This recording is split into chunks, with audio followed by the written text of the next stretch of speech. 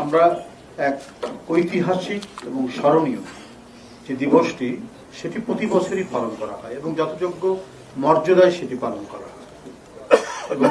বিশ্বের প্রতিটি আন্দোলনকামী এবং অধিকার যারা পুনঃপ্রতিষ্ঠা করতে চান বা প্রতিষ্ঠা করতে চান তাদের কাছে মে দিবস একটি অন্যতম প্রেরণা যে কায়েমি স্বার্থবাদীরা কিভাবে অন্যায়কে অধিকার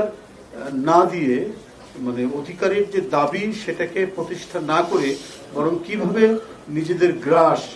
নিজেদের আক্রোশকে তারা প্রতিপন্ন করেছে সেটির একটি বড় দৃষ্টান্ত হচ্ছে এই মে দিবসের সেদিনের ঘটনা। আজ থেকে প্রায় 150 বছরের কাছাকাছি হবে যে 1886 সালে শিকাগোর হে মার্কেটে যে আন্দোলনটি হয়েছিল অধিকারের আন্দোলন, সেই আন্দোলন দমানোর জন্য কায়েমি স্বার্থবাদী গোষ্ঠী যেভাবে নিষ্ঠুর কায়দায় এটা দমন করতে গিয়েছে এবং সেই সময়ের প্রখ্যাত শ্রমিক নেতারা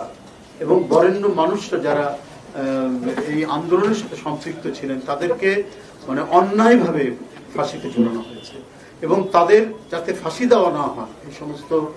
বরেণ্য শ্রমিক নেতাদের, তার জন্য ব্রিটেন থেকে পৃথিবী বিখ্যাত নাট্যকার মনীষী নাট্যকার জর্জ বার্নার্ডসও পর্যন্ত অনুরোধ করেছেন, আরো অনেক মনীষী অনুরোধ করেছেন, তারপরেও কায়েমি স্বার্থবাদী গোষ্ঠীরা সেটা কর্ণপাত করেনি, বরং তারা তাদের স্বার্থকে প্রতিপন্ন করার জন্য স্বীয় চরিতার্থ প্রতিপন্ন করার জন্য তাদের ফাঁসি দিয়েছেন। আপনারা এটাও জানেন আরেকজন এদেশের মহিষী মহিলা গণতন্ত্রের একজন প্রতীক হয়ে গেছেন মানুষের কাছে, তার বিষয়েও এদেশের গুণীজন এদেশের শিক্ষক সাংবাদিক আইনজীবী প্রত্যেকে সেদিন নিষ্ঠুর ফ্যাসিবাদী শাসককে বলেছেন দেশনেত্রী বেগম খালেদা জিয়ার বিরুদ্ধে যে মিথ্যা মামলা, সে মামলায় তাকে যে সাজা দেওয়া হয়েছিল এটা মিথ্যা সাজা, এই সাজা রদ করতে বলা হয়েছিল, শোনেনি। তো পৃথিবীর দেশে দেশে এইভাবেই নিষ্ঠুর কায়েমি স্বার্থবাদীরা তারা তাদের নিজস্ব স্বার্থ প্রতিপন্ন করার জন্য এই নিষ্ঠুর কাজ করে গেছে। তাই মে দিবস হচ্ছে যেমন অধিকার প্রতিষ্ঠার একটা প্রেরণা, মে দিবস যেমন অধিকার প্রতিষ্ঠা কিভাবে করতে হয় সেই সংগ্রামের একটি প্রেরণা, এবং যারা হাসতে হাসতে সেদিন জীবন দিয়েছেন শ্রমিক নেতারা সেই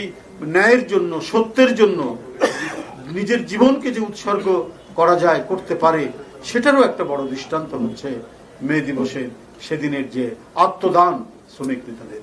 তো নানা দিক থেকেই মে দিবস হচ্ছে অত্যন্ত গুরুত্বপূর্ণ এবং তাৎপর্যপূর্ণ। এটিকে প্রতি বছরই অত্যন্ত